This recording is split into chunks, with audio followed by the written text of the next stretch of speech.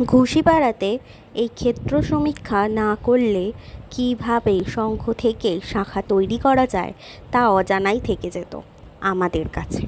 কী অপরূপ পদ্ধতিতে এই কাজটি সম্পাদন করা হয় তার কিছু উদাহরণ তুলে ধরা হয়েছে এই গবেষণায়।